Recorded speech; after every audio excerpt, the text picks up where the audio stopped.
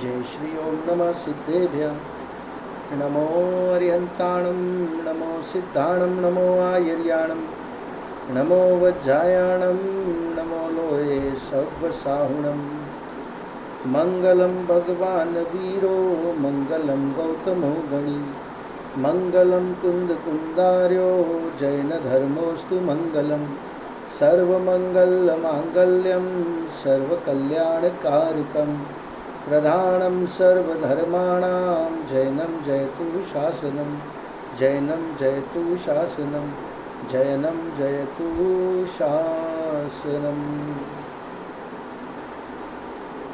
छत्र चूड़ामणि की वांछना हम लोग कर रहे हैं, आचार्य वादीर सिंह सूरी द्वारा विरचित, जिसके चौथे लम्ब की शुरुआत हम लोगों ने कल की थी, जिसमें एक 7वीं उपकथा शुरू हुई।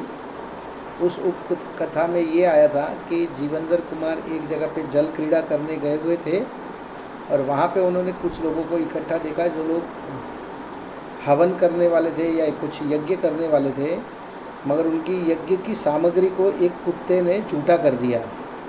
तो क्रोध में आकर उन लोगों ने, जिनकी वो हवन की सामग्री थी, उन लोगों ने उस कुत्ते को मार मार के अधमरा कर दिया। जीवेंद्र कुमार को उस कुत्ते पर बहुत करुणा आई। उन्होंने उसको बचाने का बहुत प्रयास किया मगर वो बचा नहीं पाए। फिर उस कुत्ते को मरणासन्न जानकर उसको नमोकार मंत्र सुनाया और नमोकार मंत्र सुन के फिर उसके बाद में अंत में अपने नमोकार मंत्र की महिमा के बारे में देखा था हम लोगों ने। आज हम लोग 11वें श्लोक से देखते हैं कि आगे क्या होता है। पेज नंबर 212 पर श्लोक नंबर 11, कुत्ते के जीव यक्षेंद्र का आगमन। हमने ये भी देखा था कि उसके अंतिम श्लोकों में ये भी देखा कि कुत्ते का जीव मरकर यक्षेंद्र हुआ था, तो वही जो कुत्ते का जीव यक्षेंद्र हुआ था वो फिर वहाँ पे उपस्थित या प्रकट हुआ। श्लोक देखते हैं हम लोग। सकृतज्ञ चरो देव कृतज्ञत्वात् तदागमत् अंतर्मुहूर्ततपूर्तिर्दिव्याया हि तनोर्भवेत्। अन्वयार्थ, वह कुत्ते का जीव देव कृतज्ञता के कारण उसी समय जीवेंद्र के पास आया। अत्र नीति, निश्चय से देवों के शरीर की पूर्णता अंतर मुहूर्त में हो जाती है। देखिए, देव और नारकी ये दो गतियाँ ऐसी है, इनमें गर्भज जन्म नहीं होता, गर्भ से उनका जन्म नहीं होता। वहाँ पे उत्पाद शैया होती है। देव भूमि में भी, या जहाँ पे देव गति के जीव जन्मते हैं, वहाँ पे एक उत्पाद शैया होती है, वहाँ पर वो सीधे प्रकट हो जाते हैं। और नरक में भी ऐसा ही है, सीधे प्रकट होके बिलों में गिरने लग जाते हैं। तो वो अंतर मुहूर्त में ही वो एकदम तैयार हो जाते हैं। यौवन ही एक ही उम्र होती है वहाँ पे, बचपन बुढ़ापा ऐसा कुछ नहीं होता, एक जैसी ही उम्र पूरी जीवन भर रहती है। तो वो जो कुत्ते का जीव था जो मर कर के यक्षेंद्र हुआ था, वो कृतज्ञता के कारण, क्योंकि उनको ये लगा कि भाई मुझे नवकार मंत्र सुनाया, उस वजह से मेरे शुभ भाव हुए और उन शुभ भाव के निमित्त से मुझे ये यक्षेंद्र का भव मिला है। तो वो कृतज्ञता के कारण उसी समय जीवेंद्र कुमार के पास आया। सरलार्थ, कुत्ते का जीव यक्षेंद्र अपने उपकारी के प्रति कृतज्ञता ज्ञापित करने हेतु जीवेंद्र कुमार के पास आया, क्योंकि देव गति में देवों के शरीर की पूर्णता अंतर मुहूर्त में ही हो जाती है। विशेषार्थ, देवों का शरीर वैक्रियक होता है। देखो, मैंने पहले भी बताया कि देवगति और नारकी ये दोनों में गर्भज या अंडे से जन्म नहीं होता, वो सीधी उत्पाद होते हैं, क्योंकि उनका शरीर वैक्रियक होता है। वो कैसा भी रूप धारण कर सकते हैं, हाथ लंबा कर सकते हैं, एकदम साइज छोटा कर सकते हैं, मुंह को पूरा 360 डिग्री घुमा सकते हैं। ऐसा वैक्रियक शरीर, वैक्रिय रीति के साथ वो शरीर होता है। तो देवों का शरीर वैक्रियक होता है, अतः वे शरीर अंतर मुहूर्त में ही पूर्णता को प्राप्त हो जाता है, ऐसा नियम है।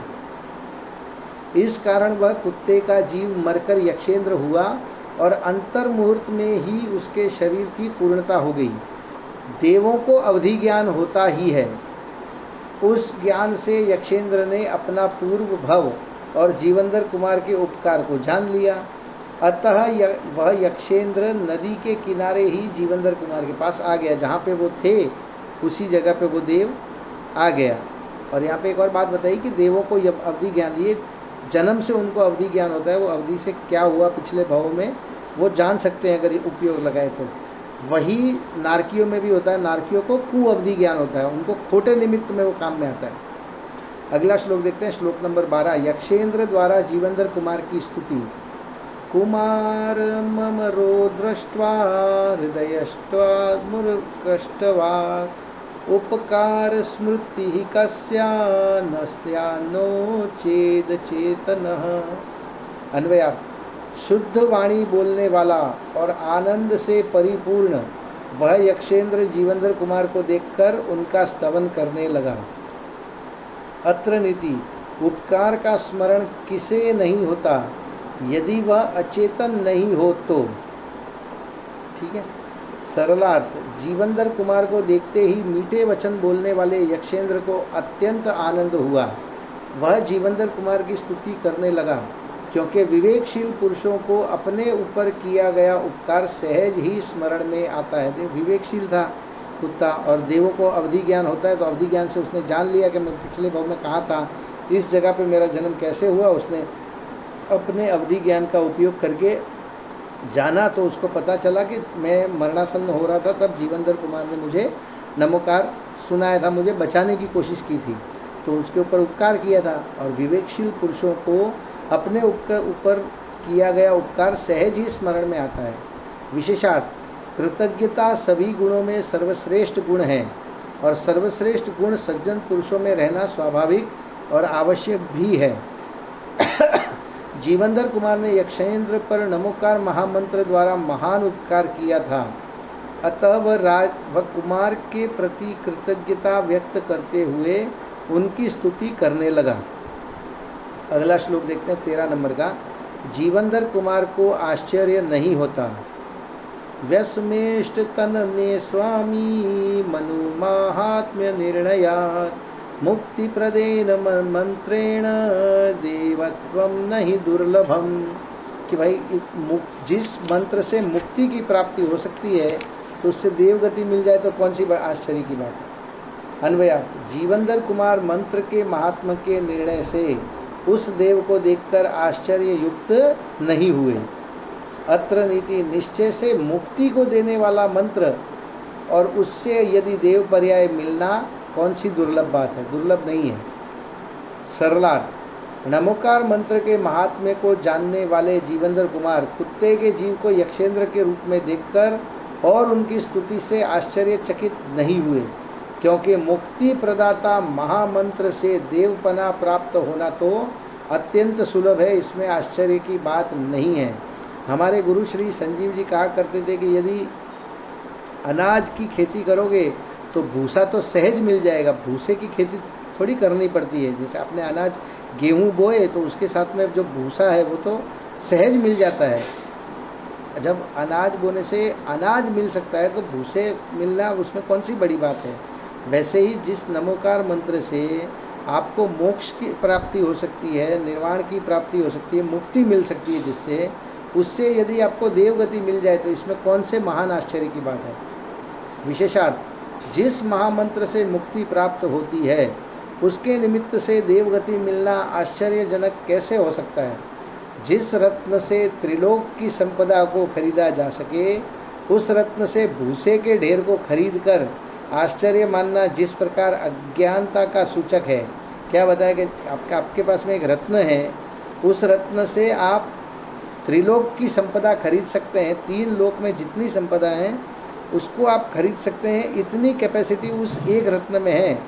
तो वो रत्न यदि आपके पास है तो उससे आप भूसे के ढेर को खरीद लिया, तो उसमें आश्चर्य मानना कितना अज्ञान पूर्वक होगा।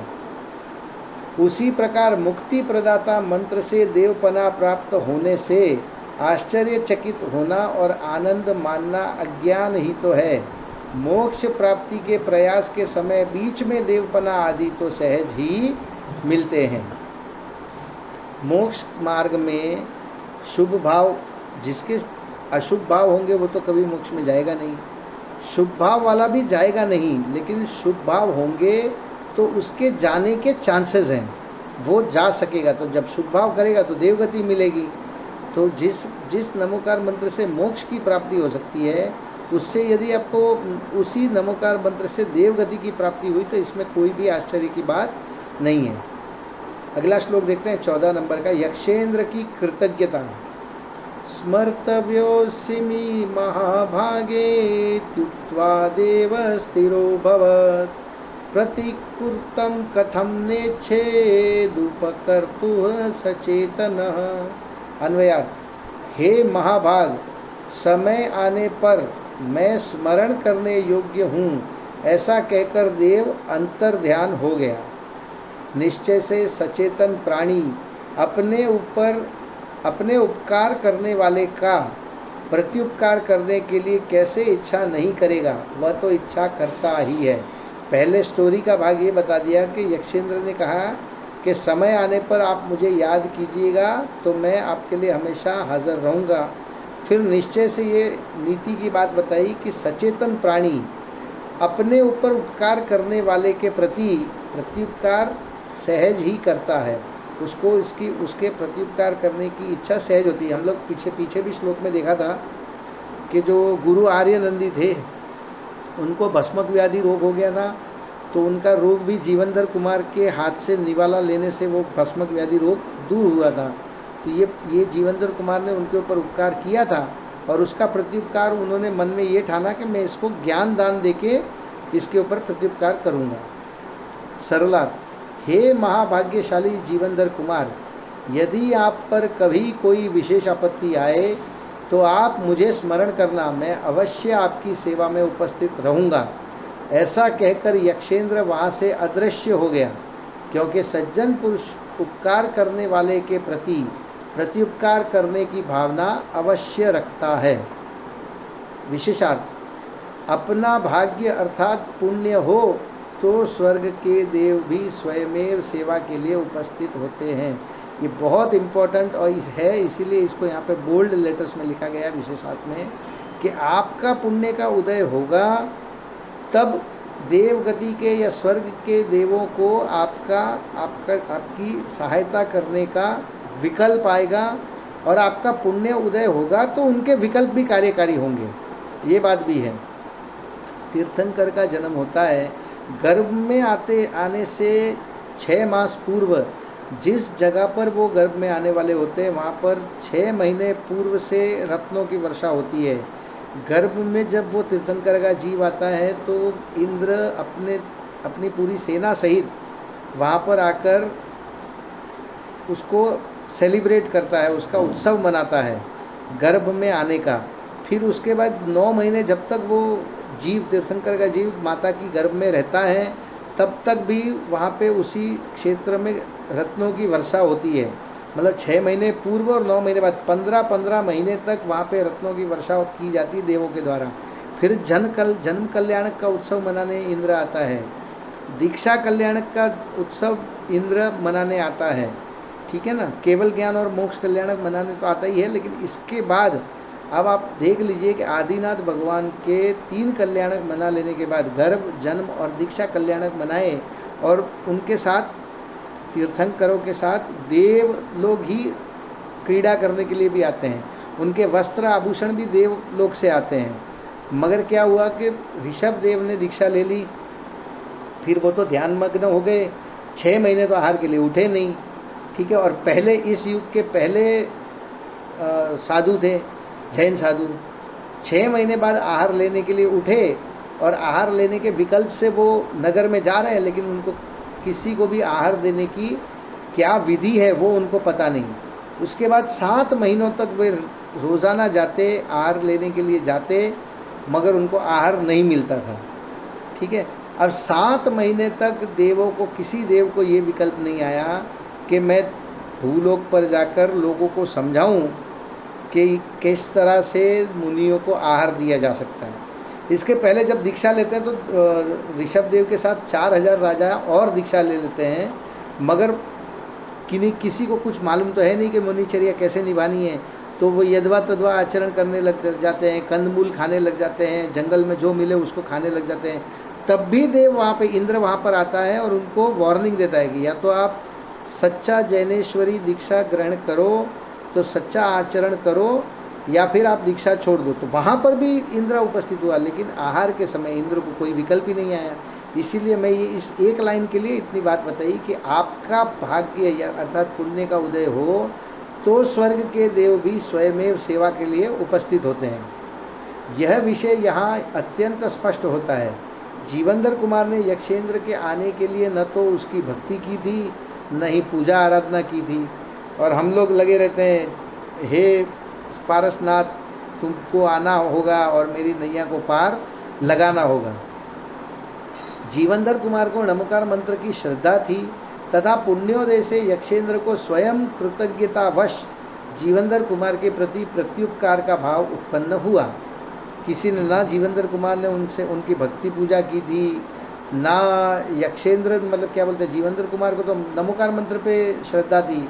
और उनका पुण्योदय होने से यक्षेंद्र को भी उन्होंने बुलाया नहीं था, वो स्वयं ही कृतज्ञतावश जीवंदर कुमार के प्रति प्रत्युपकार की भाव से उत्पन्न हुआ था। अतः संकट के समय मात्र अपने स्मरण का निवेदन करके यक्षेंद्र वहाँ से चला गया। अतएव सर्व प्रकार की अनुकूलता अथवा संकट परिहार के लिए मात्र पंच परमेष्ठी की भक्ति और उपासना करना ही एकमात्र उपाय है। ये बहुत वापस से देखो, पहली 2 लाइन बोल्ड में है और लास्ट की लगभग 2.5 लाइन बोल्ड में है, 3 लाइन बोल्ड में है कि सर्व प्रकार की अनुकूलता अथवा संकट परिहार के लिए मात्र पंच परमेष्ठी की भक्ति और उनकी उपासना करना ही एकमात्र उपाय है। अब बहुत लोग कहते हैं, वास्तव में देखा जाए तो ये पंच परमेष्ठी आपकी किसी प्रतिकूलता को दूर नहीं करेंगे। समझ में आ रहा है? वो आपके कोई कष्ट को दूर नहीं करेंगे। अरे हमारे तीर्थंकर भगवान, अरिहंत भगवान जितने भी हैं वो तो हाथ पे हाथ रखे हुए हैं। हाथ पे हाथ रखे होने का इस बात का सूचक है कि मेरे हाथ में कुछ नहीं है। जब उनके हाथ में कुछ नहीं है तो और कौन होगा जो आपके संकट का परिहार कर सकता है। लेकिन यहाँ पर क्या बताया है कि आप पंच परमेष्ठी का भक्ति और उपासना करेंगे तो आपका चित्त शांत होगा। किसी भी तरह की विपदा होगी तो आपको अनाकूलता नहीं होगी, आपका मन विचलित नहीं होगा, आपका मन जो है वो पंच परमेष्ठी की भक्ति में लगेगा। इसीलिए सर्व प्रकार की अनुकूलता अथवा संकट परिहार के लिए मात्र पंच परमेष्ठी की भक्ति और उपासना करना ही एकमात्र उपाय है। इससे ये नहीं समझ लेना चाहिए कि समझो मेरे घर पे कोई बहुत बीमार है और मैं पंच परमेष्ठी का स्मरण करूं तो उसकी बीमारी ठीक हो जाएगी, उसका बहुत बड़ा ऑपरेशन होना है वो ठीक हो जाएगा। बिल्कुल नहीं होगा। यदि उसका पुण्य का उदय होगा, उसकी आयु शेष होगी तो वो स्वयमेव ठीक होके आ जाएगा। और यदि किसी की आयु शेष नहीं है तो वो मंत्र का जाप करते करते भी उसको अटैक आ जाएगा और उसकी मृत्यु हो जाएगी।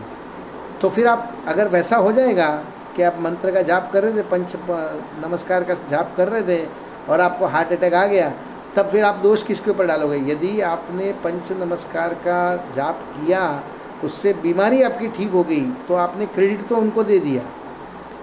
और आप पंच नमस्कार का स्मरण करते करते यदि मृत्यु हो जाए या कुछ उल्टा हो जाए तो उसका दोष किसको दोगे? उसका दोष पंच परमेष्ठी को दे सकते हो आप?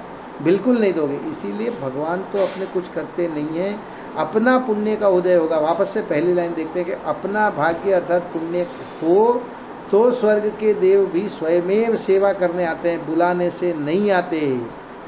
किसी के आगे हाथ जोड़ने से कोई आपकी रक्षा नहीं करेगा, कोई आपके संकट का परिहार नहीं करेगा। पंच परमेष्ठी का स्मरण आपको सदैव करते रहना चाहिए। उससे आपके चित्त में उनके स्वरूप का चिंतन चलता है। आप उनके बारे में विचार करते हैं कि कैसे साधु होते हैं, कैसे आचार्य होते हैं, कैसे सिद्ध भगवान का क्या स्वरूप है और अरिहंत भगवान कैसे होते हैं। तो उसके लिए उनका जाप करना है या उनकी भक्ति करना है, ना कि अपने ऊपर आए हुए किसी संकट को दूर करने की अभिलाषा से। ये अभिलाषा करने से, इच्छा रखने से आपकी इच्छा पूर्ण होने वाली नहीं है। अगला श्लोक देखते हैं हम लोग 15 नंबर का। यक्षेंद्र का अपने स्थान की ओर गमन। सारमेय चरे देवे तमाशिल्लस्य मुहुर्मुह अपरच्छय्य जगते स तस्मिन्नत्र प्रसूत तुमुच्यते। अन्वयार्थ। जीवंदर कुमार को आलिंगन करके और बार बार पूछकर उस कुत्ते के जीव देव के चले जाने पर यहाँ जो वृत्तांत हुआ उसे कहते हैं।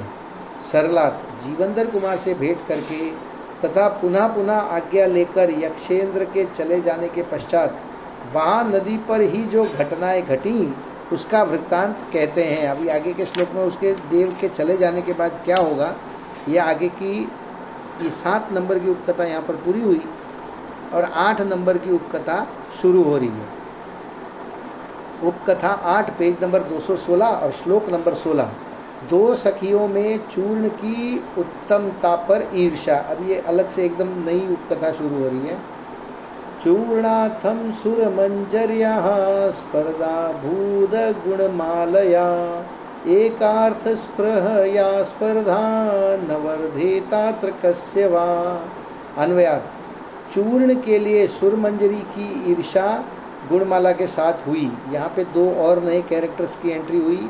एक का नाम है सुरमंजरी, दूसरी का नाम है गुणमाला, और इन दोनों का एक चूर्ण को लेके एक दूसरे से वाद विवाद चल रहा है। अत्र नीति, निश्चय से इस संसार में एक ही पदार्थ की इच्छा करने से किसके ईर्षा नहीं बढ़ती, अर्थात सबके यही इच्छा होती है कि मैं ही इस पदार्थ को ले लूं अथवा मेरी वस्तु ही दूसरे की वस्तु से उत्तम है।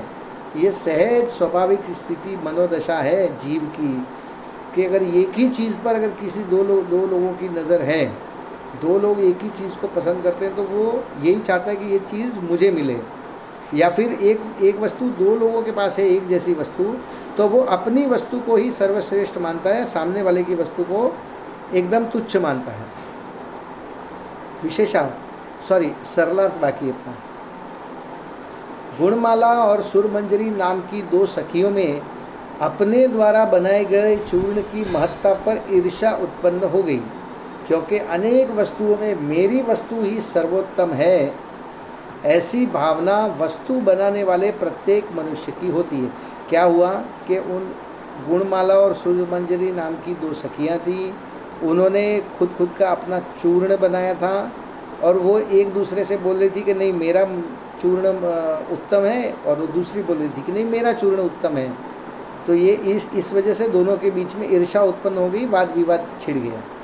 तो ये फिर नीति का बात ये बताई कि अनेक वस्तुओं में मेरी वस्तु ही सर्वोत्तम है, ऐसी भावना वस्तु बनाने वाले प्रत्येक मनुष्य की होती है। अपना ही सिक्का सबको खरा लगता है, सामने वाले का सिक्का खोटा लगता है। विशेषार्थ, दोनों सखियों में यह विवाद पराकाष्ठा पर पहुंच गया कि मेरा चूर्ण ही सर्वोत्तम है। अंदर कषाय परिणाम हो तो अज्ञानी जीव अपने कषाय की अभिव्यक्ति या पुष्टि के लिए कुछ भी निमित्त बना लेता है। अतः दोनों सखियों ने चूर्ण की श्रेष्ठता को अपनी मान कषाय का निमित्त बना लिया और दुखी होने लगी। क्या घटना घटी यहाँ पर कि 2 सखियों ने चूर्ण बनाया और दोनों बोलने लगी कि मेरा श्रेष्ठ है, दूसरी बोलने लगी कि मेरा श्रेष्ठत्व है। दोनों के बीच में विवाद हो गया। अब दोनों के अंदर में कषाय थी, मान कषाय थी। इसको भी अभिमान था कि मेरा, गुणमाला को भी अभिमान हो गया कि मेरा बनाया हुआ चूर्ण श्रेष्ठ है, और सुरमंजरी को भी यही अभिमान हुआ कि मेरा बनाया हुआ चूर्ण श्रेष्ठ है। दोनों चलते हुए वहाँ पे आ रही होगी नदी किनारे स्नान क्रीड़ा करने के लिए, और बात करते करते दोनों में विवाद बढ़ गया। श्लोक नंबर 17 देखते हैं हम लोग। दोनों सखियों में हठपूर्वक हार जीत की शर्त लग गई। माँ भूत पराजिता स्नाता नादेय वारिणी द्वै संगराते स्मते साख्यो मात्सर्या किम नश्यति। अन्वयार्थ, हारी हुई उन दोनों सखियों ने नदी के जल में स्नान नहीं करे ऐसी प्रतिज्ञा की।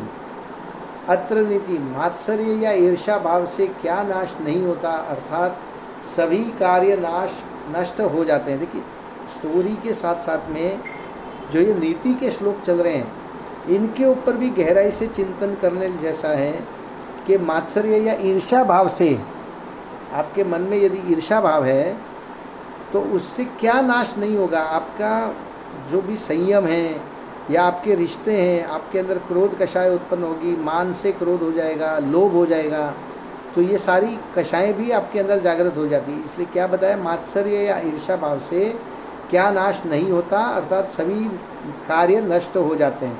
और उसके पहले स्टोरी में क्या बात आगे चली कि हारी हुई उन दो सखियों ने नदी के जल में स्नान नहीं करे ऐसी प्रतिज्ञा की। सुरमंजरी और गुणमाला में ये शर्त लग गई कि जिसका भी चूर्ण श्रेष्ठ साबित होगा वही इस नदी में स्नान करेगी, और जिसका श्रेष्ठ नहीं साबित होगा वो बिना स्नान किए ही वापस घर पे जाएगी। सरलार्थ, कषाय से अभिभूत होकर दोनों सखियों ने हठपूर्वक ये शर्त रखी कि जो हार जाएगी वह इस नदी में स्नान नहीं करेगी, क्योंकि ईर्ष्या भाव से जीवों के संतोष आदि सभी गुणों का नाश हो जाता है। संतोष ही नहीं रहेगा कि अरे मैं हार गई, या दूसरे को ये अभिमान होगा कि मैं जीत गई। विशेषार्थ, गुणमाला और सुरमंजरी ने चूर्ण की श्रेष्ठता का निर्णय कराने का निश्चय किया। अब वे अपने अपने चूर्ण की परीक्षा कराएंगी। इसका चूर्ण श्रेष्ठ नहीं है ऐसा निर्णय हो जाने पर वह हारी हुई मानी जाएगी तथा नदी में स्नान भी नहीं करेगी। ऐसी दोनों ने हठपूर्वक प्रतिज्ञा कर ली। अब इस हठपूर्वक प्रतिज्ञा से आगे क्या होता है, ये 18 नंबर का श्लोक एक और पढ़ लेते हैं हम लोग, 3-4 मिनट है अपने पास। चूर्ण को परीक्षा के लिए भेजा जाना। कन्ये प्राहीणुताम पश्चात् चेटयो स्वे निकटे सताम कुत्सितं कर्म किं किं वा मत्सरीभ्यो न रोचते। अन्वयार्थ, फिर दोनों कन्याओं ने अपनी 2 दासियों को चूर्ण की परीक्षा करने वाले सज्जन पुरुषों के समीप भेज दिया। अत्र नीति, निश्चय से मत्सर करने वाले जीव को कौन कौन से खोटे कार्य नहीं रुचते, अर्थात सभी खोटे कार्य रुचते हैं। अपने मान कषाय को पुष्ट करना है तो सभी प्रकार के खोटे कार्य सहज ही दोनों को रुच रहे हैं। सरलार्थ, तदनंतर दोनों सखियों ने अपनी अपनी दासियों द्वारा परीक्षित विद्वानों के पास चूर्ण परीक्षार्थ भेजा, परीक्षा करने के लिए चूर्ण को भेजा, क्योंकि ईर्ष्या करने वालों को सभी प्रकार के खोटे कार्य अच्छे लगते हैं। ठीक है, ये नीति का श्लोक बताया कि जिसको ईर्ष्या करनी है उसको सब प्रकार की मायाचारी वो करने के लिए तत्पर रहता है। अब इनके चूर्ण की परीक्षा होगी और परीक्षा का क्या रिजल्ट आता है, ये रिजल्ट हम लोग देखेंगे कल। अभी जिनवाणी स्तुति।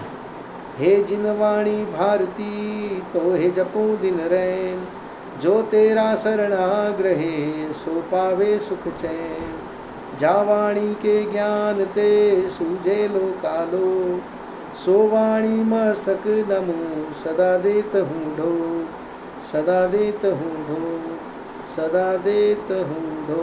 बोलिए जिनवाणी मात की जय हो। जय जिनवाणी।